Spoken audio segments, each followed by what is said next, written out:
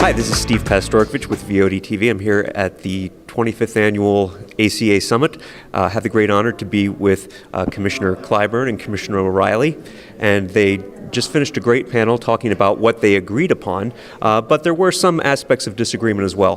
One of the things that really jumped out at me that you both said was that the FCC doesn't get enough credit when it comes to expanding broadband. And this was in reference to the USF program, and I know, Commissioner O'Reilly, you've been very concerned about how much customers pay into the fund.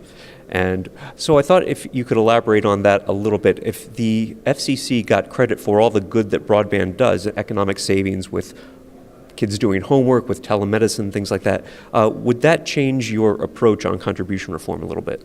Well, I think I was getting to the point on rural health care where we have a problem in terms of how much money we're bumping up against our cap, and we're actually backlog on some of the expendables. And there's a situation where we're not getting credit for the expenditures that we're making that are having health care savings in the system. By doing rural health care programs that we run today, our expenditures, $400 million, I think is the number, that those dollars are actually having a benefit to society and to the whole health care system, and we're not getting the savings part of it. The rest of the healthcare system is getting the savings dollars. We're just getting the expenditure side, and that puts a tension on our overall spending.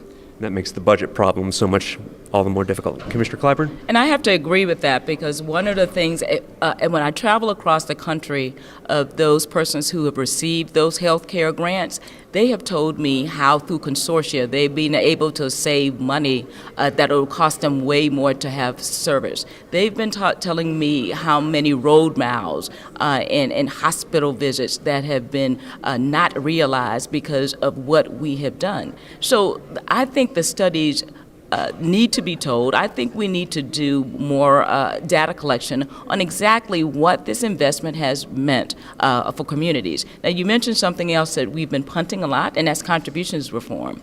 It is a system that is not sustainable, and we need to have rational conversations about how we fund, where that money comes from, in order for the investments that we're making that are paying incredible dividends so they can be realized in the future. Right now, any day now, the house of cards are going to fall, and that would not be that will not deliver those dividends that we're realizing today. Okay, great. There was also talk about retransmission consent and the somewhat of a disagreement on the authority of the Commission to make changes there. But Commissioner Clyburn, you did mention good faith rules, and I was wondering if you could share some of your thoughts on at least reform to the good faith aspect of the Commission's rules. Well, one of the things that I get hung up on a little bit about exactly what that means. I don't think it's necessarily good faith if you have bad outcomes, and so. I interpret that maybe a little bit more broadly than my colleague, but because I look at the results, I look at the enormous cost expenditures and how much has been rising over the past years. And we've got to figure out why and how and what we can do about it. And I think, honestly, even given that very narrow construct, I think there's more that we can do and more that we can encourage to be done in this ecosystem when it comes to that retransmission. Thank you. Commissioner O'Reilly? Well, I think the statute is rather limiting. I respect the fact that Congress only asks to do certain things, and while you can push the boundaries to a certain degree, you can't go beyond them. And so that leaves us, asking the question how far we can go. I think there's wonderful things I could do if I was king for a day, but I am limited by the statute, and I have to abide by that, and then make the point in testifying and commenting to Congress that they may want to change it one way or the other, but that's for them to make the decision. Okay, and you were asked in the panel what you might want to change with regard to the act, and Commissioner O'Reilly had mentioned Title VI being problematic. I don't think that was the word you used, but could you expand on that a little bit? Look, I don't think that Title VI matches up with the current marketplace that small cable providers are operating today. There are many limitations that no longer make any sense given all of the pressures for the video marketplace. And so I think that the title itself doesn't fit very well, and it provides silos in the structure, whether it's Title III or Title II, Title VI. All those things provide pressure points and make companies do certain things that they shouldn't have to do or shouldn't be required to do, and we should change that, but that's something that Congress has to do, and we can't do it ourselves. Commissioner Clyburn? One of the things I have to agree with my colleague is that we no longer live in a siloed world.